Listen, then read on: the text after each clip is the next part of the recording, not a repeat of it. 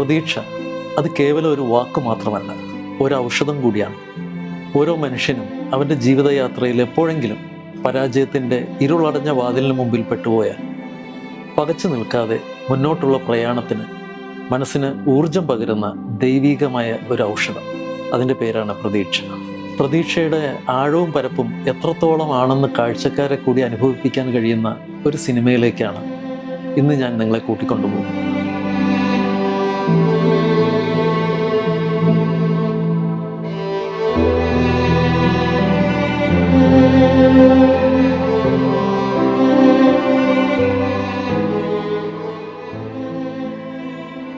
രണ്ടായിരത്തി 2006 ഇറ്റാലിയൻ സംവിധായകനായ Gabriel മുച്ചിനോ bill സ്മിത്തിനെയും മകൻ ജേഡൻ സ്മിത്തിനെയും മുഖ്യ കഥാപാത്രങ്ങളാക്കിക്കൊണ്ട് സംവിധാനം ചെയ്ത ഒരു ചലച്ചിത്രമാണ് the pursuit of happiness.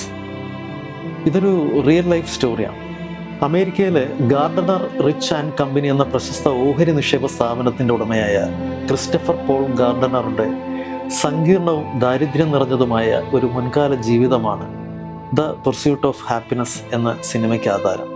Chris Gardner ഒരു മെഡിക്കൽ സെയിൽസ്മാൻ ആയിരുന്നു. ഹോട്ടൽ ജീവനക്കാരിയായ ഭാര്യ ലിൻഡയും 5 വയസ്സുകാരനായ ക്രിസ്റ്റഫർ ജൂനിയറും അടങ്ങുന്നതാണ് അയാളുടെ കുടുംബം. സ്വന്തമായി വീടില്ലാത്തതിനാൽ ചെറിയൊരു അപ്പാർട്ട്മെൻറ്റിൽ വാടകയ്ക്ക് താമസിക്കുകയാണ് അവർ. തൻ്റെ സമ്പാദ്യം മുഴുവൻ ഒരു പോർട്ടബിൾ ബോൺ ഡെൻസിറ്റി സ്കാനർ ഡിവൈസിൻ്റെ ബിസിനസ്സിലേക്ക് മുടക്കിയ ക്രിസ് ഗാർഡനർ തൻ്റെ സ്കാനർ വിറ്റഴിക്കാനായിട്ട് പരക്കം പായുകയാണ്. പലരെയും സമീപിച്ച് തൻ്റെ സ്കാനറിനെ കുറിച്ച് വിശദീകരിച്ചെങ്കിലും വിൽപ്പന ഒന്നും തന്നെ നടക്കുന്നില്ല. കൊടിയ ദാരിദ്ര്യത്തിലാണ് അയാളുടെ കുടുംബം. ഹോട്ടലിൽ 2 ഷിഫ്റ്റ് തുടർച്ചയായി ജോലി ചെയ്താണ് അയാളുടെ ഭാര്യ ലിൻഡ കുടുംബത്തിൻ്റെ ചിലവുകൾ നടത്തുന്നത്. ഇത്രയും കഷ്ടപ്പെട്ടിട്ടും ജീവിതം മെച്ചപ്പെടാത്തതിനാൽ ലിൻഡയ്ക്ക് അതിയായ സങ്കടവും നിരാശയും ഒക്കെ ഉണ്ട്. മറ്റെന്തെങ്കിലും ജോലിക്കായി ക്രിസ് ശ്രമിക്കുന്നുണ്ടെങ്കിലും തൊഴിൽ പരിചയമില്ലാത്തതിനാൽ ഒന്നും അങ്ങോട്ട് ശരിയാവുന്നില്ല.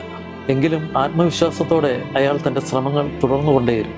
അധികം വൈകാതെ ഒരു ഫിനാൻഷ്യൽ ഇൻസ്റ്റിറ്റ്യൂഷനിൽ സ്റ്റോക്ക് ബ്രോക്കർ ഇൻറ്റേൺഷിപ്പ് ചെയ്യാൻ ക്രിസിന് അവസരം ലഭിക്കുന്നു. എന്നാൽ ശമ്പളമില്ലാത്ത ഈ ജോലി ക്രിസിൻ്റെ ജീവിതം കൂടുതൽ സങ്കീർണമാക്കുകയാണ് ചെയ്തത്.